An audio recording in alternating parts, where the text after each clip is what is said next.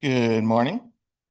I'd like to welcome all of you this morning. My name is Neil Richardson, and today I'm wearing a Pride shirt I got for Pride in the summer that I'm going to wear again for Pride on C Street. It's got hands making a heart with rainbows all over it. Whether you are here with us on site or on Zoom, and whether this is your first time here or one of many times, we're glad you are here with us today. We hope you can stay for coffee or tea and conversation after the service. The chalice lighter in the sanctuary today is Babs. And the chalice lighting words are from Marianne Hatchin Cotter. Welcome to this place of possibility. This is love's hearth, the home of hope, a refuge for minds in search of truth, unfolding, ever beautiful, ever strange. Here, compassion is our shelter. Freedom is our protection from the storms of bigotry and hate. In this abode, may we find comfort and courage. Here, may our sight become vision, to see the unseen, to glimpse the good that is yet to be.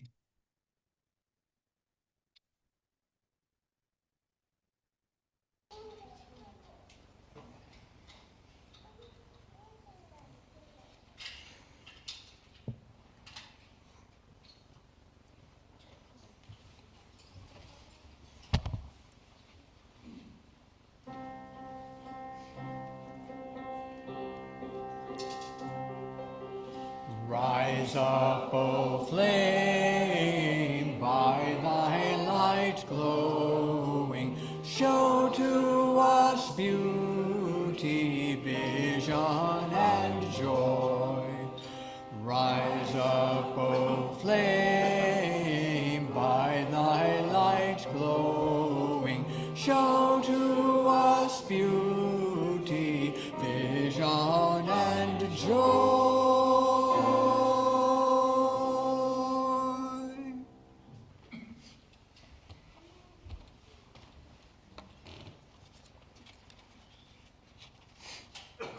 The opening words today are by Leslie Takahashi. All that we have ever loved and all that we have ever been stands with us on the brink of all that we aspire to create. A deeper peace, a larger love, a more embracing hope, a greater generosity of spirit, a deeper joy in this life we share.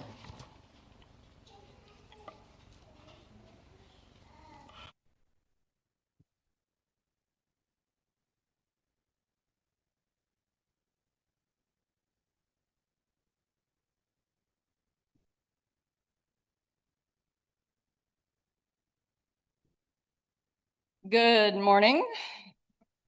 I'm Reverend Michelle Scott Huffman. My pronouns are she, her. I'm the minister here at First UU. And we are without our AV person this morning. So Neil and I are going to do a little tag team thing. Neil, I actually might need you to be back there at this time.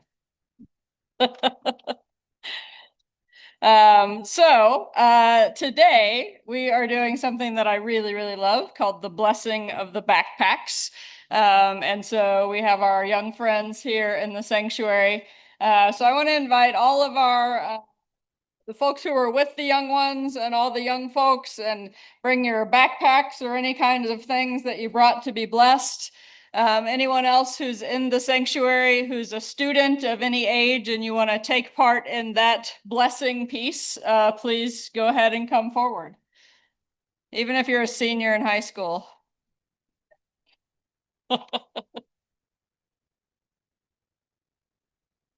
And I'm going to invite Colin to join me up here for this piece.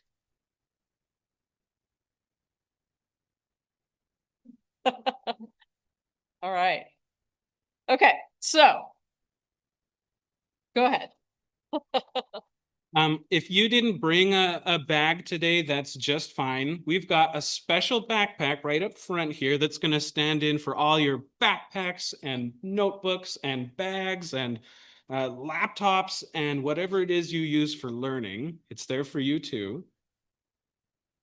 Let's see. I think we're all set. All right. So, our musicians, imagine that you were in a place where you had a choir director who, when you said silly things like, I wish we had like a backpack song, they would just say, oh, I'll just compose something, or I'll take some pieces of something and put it to, I'll arrange something. That's the word. I'll just arrange something. And so some of us are too young and some of us are too old to know about Dora the Explorer and like the backpack song. But that's our theme music for today. So hit it, friends.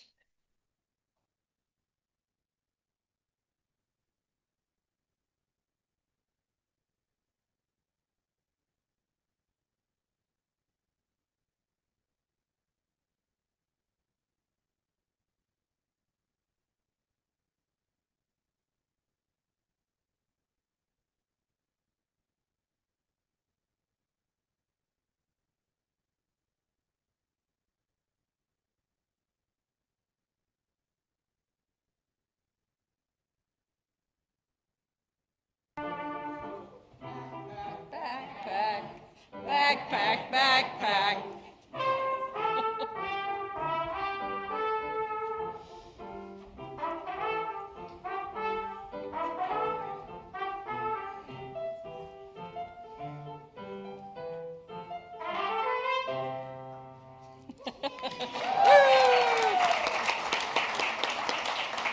So this is one of those times in the year when things are changing. School is starting, and that can bring up all kinds of feelings. Have y'all felt any feelings this week?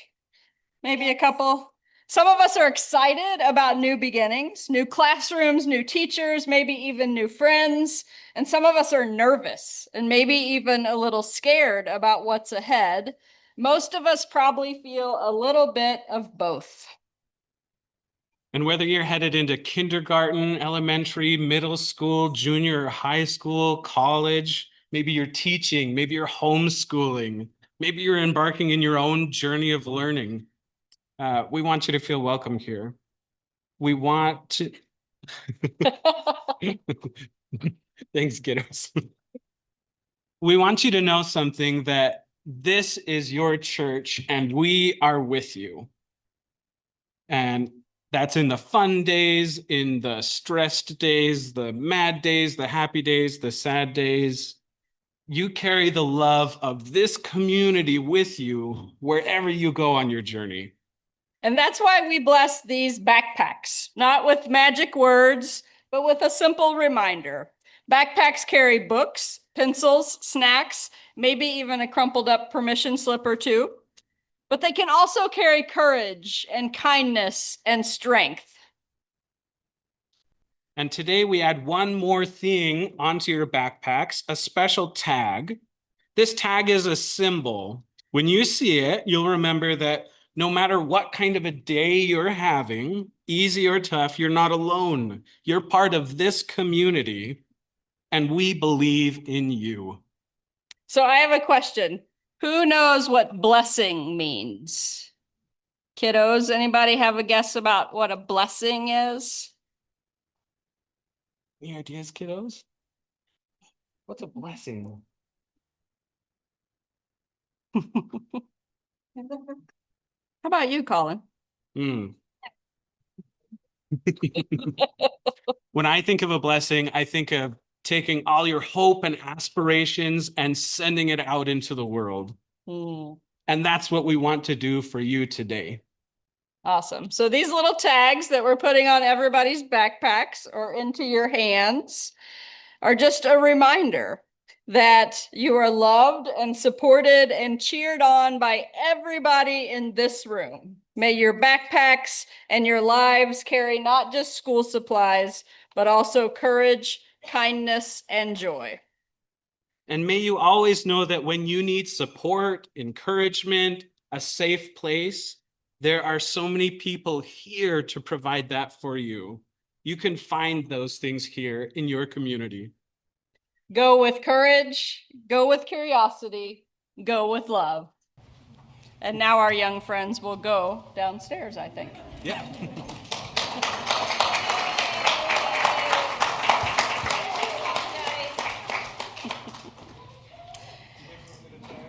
And the rest of us are going to sing our song for the month. Go right ahead. Our song for the month of August is Once to Every Soul and Nation. It's number 119 in the gray hymnal. You may stand or sit to sing as you choose, and the words will be on the screens.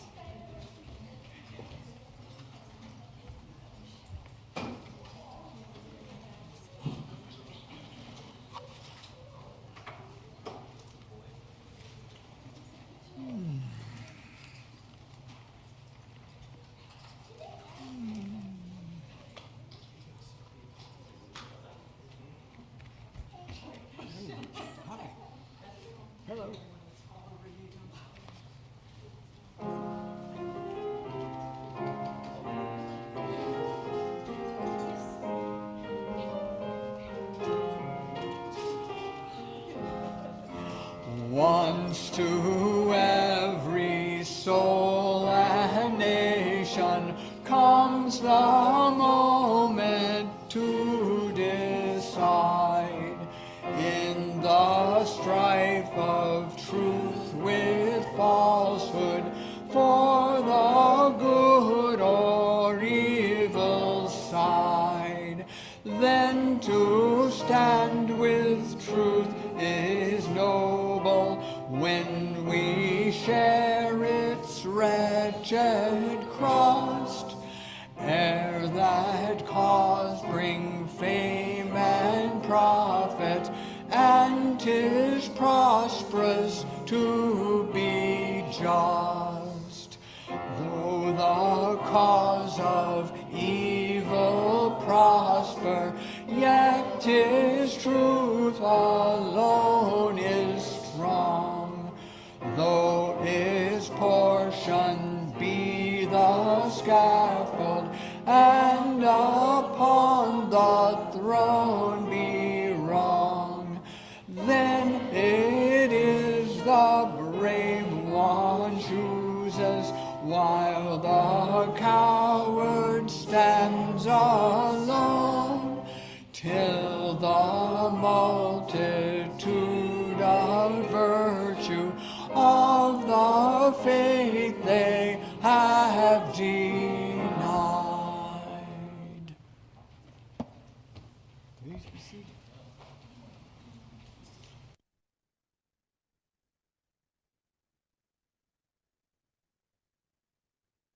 Hello, I'm Millie. My pronouns are she and her. Today I'm wearing a red jacket with a floral pattern of cream, gray, and black, a white blouse, and gray slacks. I am a member of the Pastoral Care Circle. As a community, we share joys and concerns to keep connected. Slips of paper are available at the greeters table for those in the sanctuary to use for joys and concerns. During the week, you may send your joys and concerns by email to pastoralcare@springfielduu.org or by leaving a voicemail on the church phone 417-883-3922. If you're on Zoom, please use the chat box now for sharing your joys and concerns. All of these joys and concerns will be included in the members' email on Tuesday.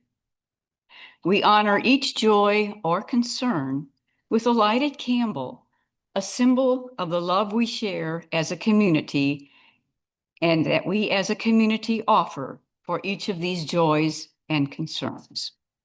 This morning, Babs will be lighting the candles.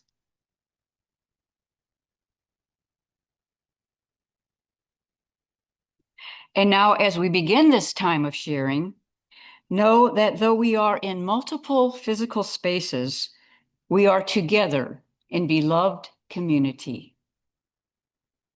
To begin, we hold in love all of us, those present and absent. We light a candle for our church community. Holly Graves fell and is beginning to recover from a compression fracture in her lower spine. She's home relatively comfortable, wearing a brace and anticipating a solid 6 weeks of waiting while her back heals. Cards and calls are welcome. We light a candle of concern and support for Holly. Karen DeBacker shares a concern for Adam, who is dealing with difficult side effects from medications, also hoping for better arthritis meds in the very near future. We light a candle of concern for Adam and join him in hoping for meds that are effective and free of difficult side effects.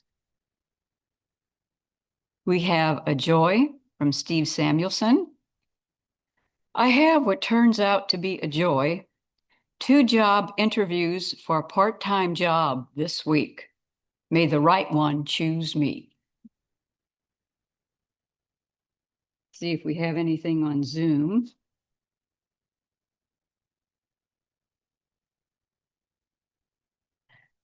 I see no joys or concerns on Zoom. Becca? Okay. 3 cheers is so-so for our new banners. Yes. Yeah. Just in- Yeah. If you'll look over to your left, beautiful banners. Okay. Thank you, Becca. Please write that down later. Thank you.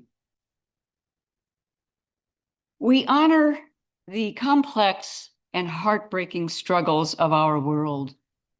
We light a candle for all who are impacted. In closing, for those joys and concerns that remain unspoken, we light a candle. May we hold each of these joys and concerns in our hearts and minds.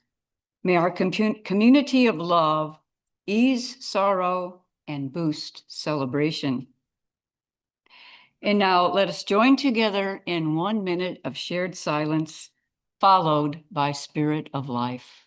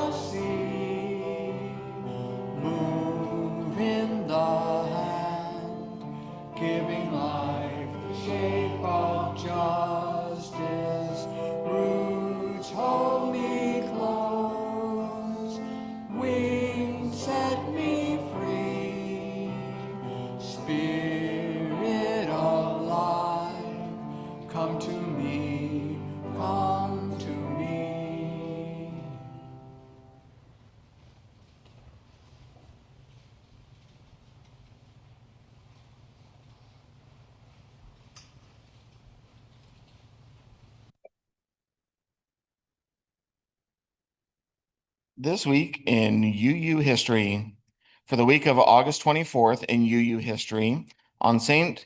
Bartholomew's Day, August 24th in the year 1662, 2,000 ministers in England were expelled from their positions in the Church of England by the Act of Uniformity, which required all clergy to subscribe to the 99 Articles of Religion. This expulsion, often called the Great Ejection, began the Great Dissent tradition in England. Many of the dissenters became Unitarian leaders. Before then, religious groups that left the church, like the Pilgrims, were known as separatists. Offering our gifts to support the work of building inclusive and just communities is one of the many ways that we live into justice and equity together. Some of us have much to give and some have little, and together it is enough. We are enough to work together for a world where every human can live into their best and most authentic self. Our Donate the Basket Fourth Sunday offerings this year will be shared with a local organization that is helping to meet the homelessness crisis in our community. The Social Action Committee will present information about some local organizations at the Friendly Feast in October on the 7th. And then the congregation will vote on a recipient at the fall congregational meeting on November 16th. Today, all undesignated cash and any checks with D the B in the memo line will be added to the fund. If you want to donate electronically, be sure to designate Donate the Basket. If electronic giving is your preferred method, or if you're on Zoom, virtual giving options are available via our website, springfielduu.org. The offertory in the spirit of backpack blessings is Dora the Explorer, with music by Joshua Citron, Sarah Durkee, and Billy Strauss, arranged by John Prescott and performed by Eva and John.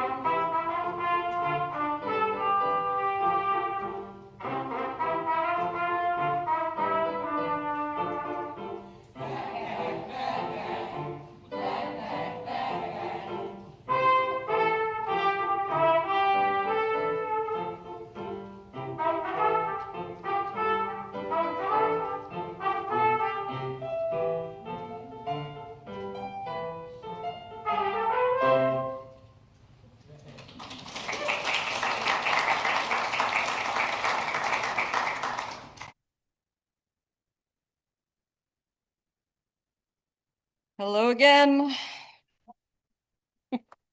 Okay, so once in a while, I allow myself to go like full on nerd mode in my sermon writing.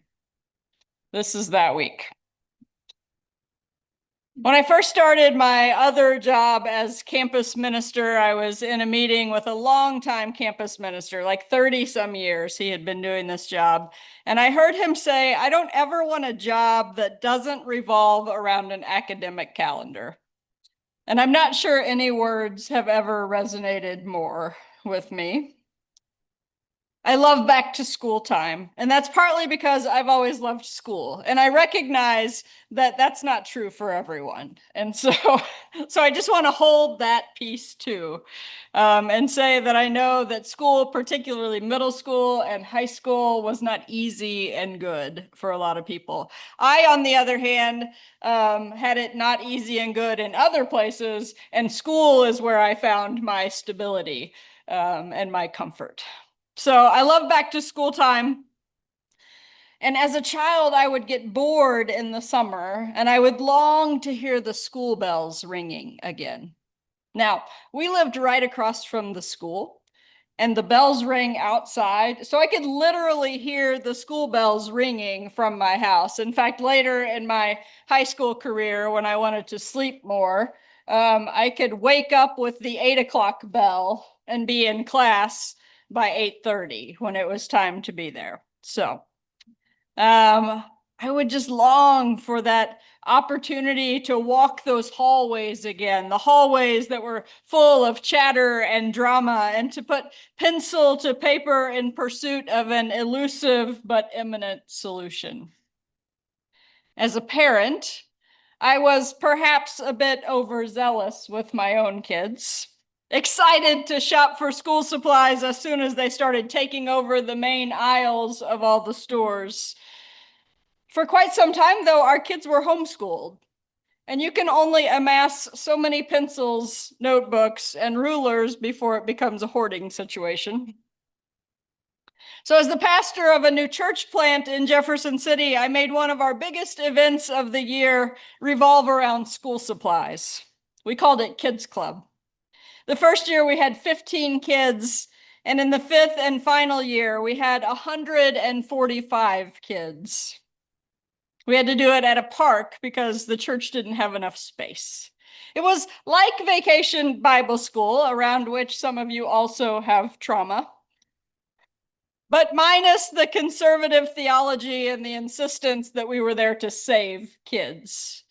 We used an interfaith curriculum that reminded kids of three simple things. You are loved and valued exactly as you are. Your neighbor is also loved and valued exactly as they are. And the world will be a better place if you love and care for each other too. And that was all good and important. But the real highlight for me was the school supplies. At the end of the week, we gave each child a brand new backpack filled with all the school supplies they needed according to their own classroom's list.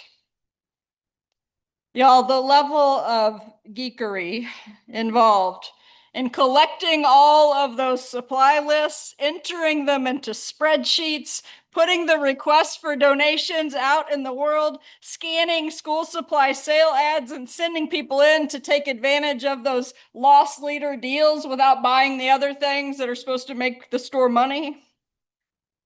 Tracking our progress on the spreadsheets, and then finally filling a room almost as big as this one, full of tables with mountains of supplies to be lovingly placed in each backpack, was an esthelophile's dream. And if that's a new term for you, an estelophile or stylophile is someone with a deep appreciation for all things related to stationery, from paper and pens to pencils and writing accessories. And lest I get lost in that rabbit hole, let me get back on track. So I don't know where it started, but my lifelong obsession with school supplies was certainly fed by the burgeoning consumerism that was creeping into everything throughout my childhood, including our schools. I still have fond memories of showing up at school with shiny quarters to put in the machine in the hallway where you could buy a pencil for a quarter. Or for 2 quarters, a 25-page notebook with a fun graphic on the front, which rotated to ensure that you had to keep putting your quarters in to get the one that you wanted. There were other fun gadgets along the way, scented markers, troll pencil toppers, where you took your pencil and you did this to make the troll's hair stand out, eraser mate pens, and then in 1981, the Trapper Keeper hit the national school supply market. This was a gateway to a lifelong obsession with planners, organizational tools, and productivity software. Anyone? Imagine my delight then when I sat in my first college classroom at age 17 and was handed a syllabus for the first time. Cue blinding light and hallelujah chorus. There it was. Everything I could ever want to know about what was going to happen for the next 16 weeks. I would pore over it, underlining and highlighting, planning and strategizing. I don't think any of my syllabi at that time even had all the assignments and exams laid out in a schedule, but by the time I got to seminary, they did. And that offered a whole new level of information sorting. When transferring those due dates into my paper planner, this skill would translate to success in my military service as well. When all of my fellow soldiers knew at any given time that I was the person to ask when they needed to know what was next, what gear they needed, how long it was going to take, and what the objective was. I would oscillate between joy at being able to answer all of their questions and irritation that they hadn't put in an equal amount of time to organize all that information for themselves. Which leads me, with apologies for how long it took me to get here, to the title of today's message. It's in the syllabus.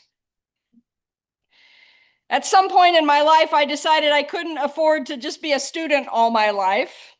So I wanted my life to revolve around an academic calendar. So I decided I had to teach some classes myself, which would mean my most commonly spoken phrase would become, say it with me, it's in the syllabus. I know I'm not alone here, as there are a number of current, former, and retired professors in the room who have said or do say this on a regular basis. I've known colleagues to just get those words printed on a t-shirt that they can simply point to when it needs to be said.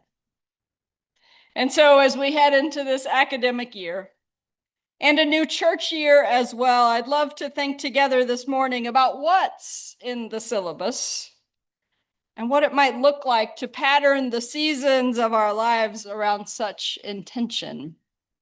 Intention like a syllabus, the sacred text of the semester. Equal parts hope and warning, inspiration and intimidation. A syllabus is like a contract, a roadmap, a secret decoder ring, all rolled into one. It's a professor's way of saying, here's what I expect, here's what you'll learn, and here's how much of your time this class will consume. Now, I want to suggest this morning that it might be interesting to think about what it would look like if life itself had a syllabus. Or better yet, what if we created our own syllabi for the seasons of our lives? For the younger folks in the room who are on TikTok, you may have seen there's some trending videos now of people who are kind of doing this same thing. They're creating learning goals for seasons of their lives, creating a book list, going to the library, getting all the books. Now, those of you who are actively students and can't imagine ever reading a book that's not required for a class, you'll get there. But this idea of lifelong learning, y'all, is such a powerful idea. So imagine that we have a syllabus and the course title is Becoming Fully Human 101.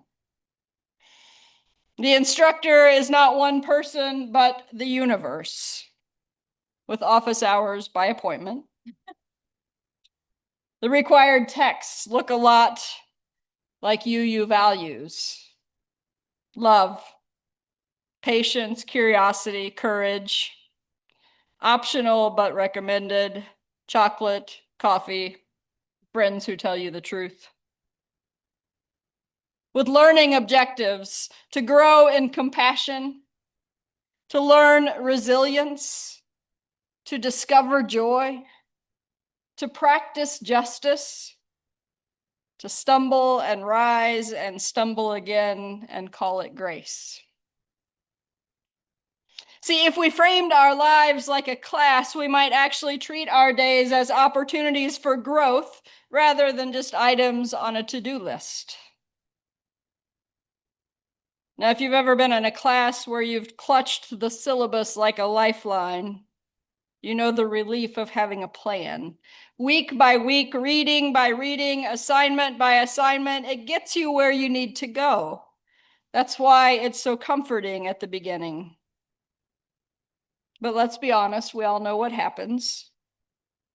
Week 1, I am totally on top of this. Week 3, oh shoot, that was due yesterday. Mid-semester, if I ace the final, maybe I can squeak out a B. And sometimes this class is not what I thought it was, or I am not where I thought I was, and I need to withdraw and try again later. And that's okay. That's true in life too. We start out with a plan, with the best intentions, and then we miss a deadline, or the world throws us a pop quiz that we didn't see coming, or we realize this path isn't ours after all. That's not failure, it's mid-course correction. It's adjusting the syllabus as new wisdom emerges. Even the best teachers know that the syllabus isn't meant to be written in stone. It's a guide. The point isn't to follow every bullet point perfectly, it's to reach the learning objectives. And sometimes the deepest learning comes when the syllabus is interrupted by real life.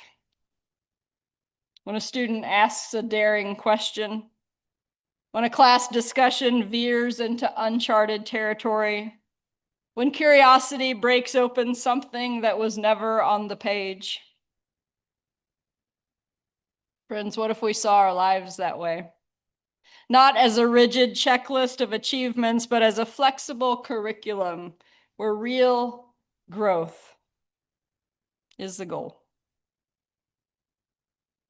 Think of some more syllabus categories. The course requirements: show up, engage, try again. That's it. The attendance policy is to be present the best that you can. Not perfect, but wholehearted. And the grading scale. You don't have to wonder how you're doing because you practice to mastery. But also, it's not about grades. It's about progress. It's about meeting our objectives, and effort counts. Courage counts. So here's the question for us.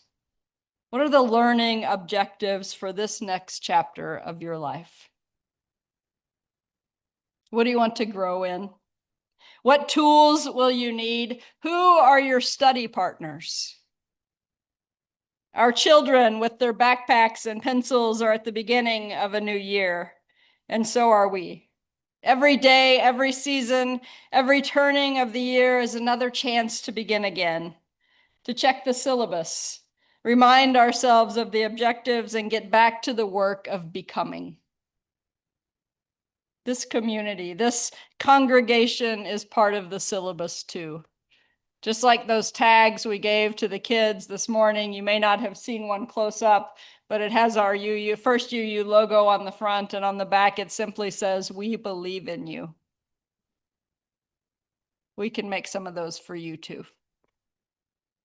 We're here to hold each other accountable, to remind one another of the assignments we sometimes neglect, assignments of joy and justice and compassion. And here's the good news. In this kind of syllabus, grace is always built in. Infinite extensions, extra credit available at all times, and no one ever truly fails. The final exam is open book, and the book is love.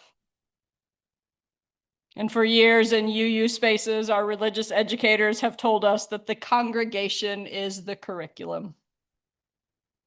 So friends, today, as we bless our kiddos and their backpacks, let's also bless our own syllabi. May we begin again with courage. May we revise as needed with wisdom, and may we trust the plan, knowing that something bigger than us is always teaching, always nudging, always reminding us. It's in the syllabus. May it be so. Blessed be, and amen.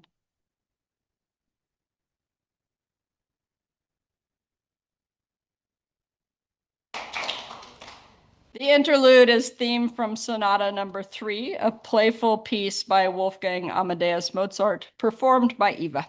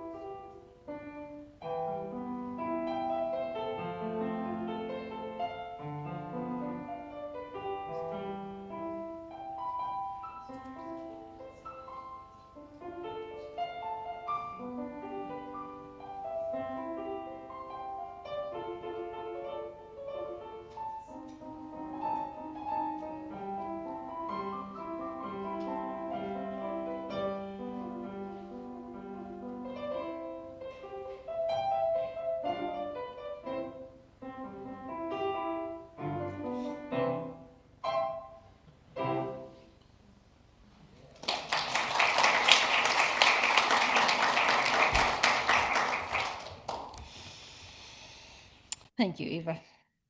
Our closing words as we move toward the end of this service come from Reverend Sherry Woodbury. She writes, "What a world there can be if we imagine, if we share, if we care, if we act. What a world there can be if we are indivisible in heart and make the most of our one shot. Let us trust that the seeds we plant in time will flourish, and that we can create the tipping points for a better future, for our children's children and the great web of life on earth. Let us make a new start. So may it be." Our final hymn today is "Touch the Earth, Reach the Sky." It's number 301 in the gray hymnal. You may stand or sit to sing as you choose.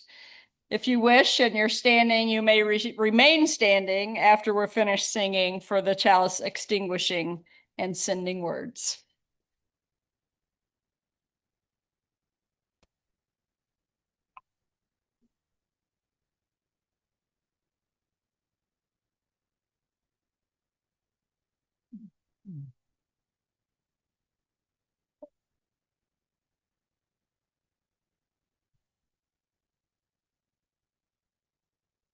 Touch the earth, reach the sky, walk on shores while spirits fly. Over the ocean, over the land, our faith a quest to understand. Touch the earth, reach the sky. Children ask the reasons why.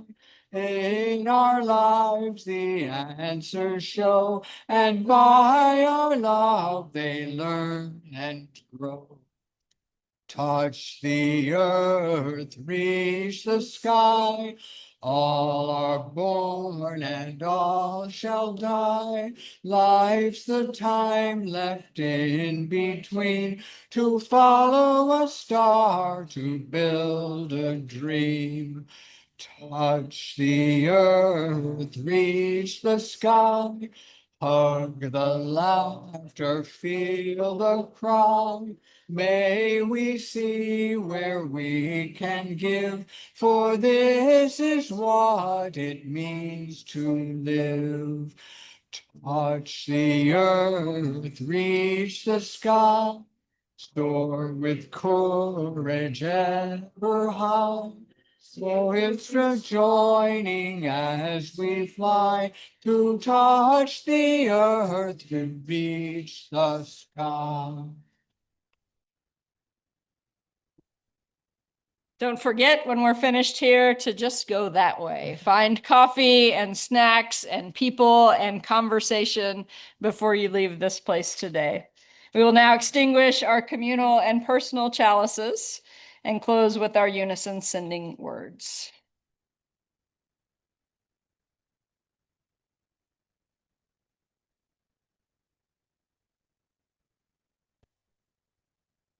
Our service here is ending. Our service to the world begins anew. Go in peace, friends.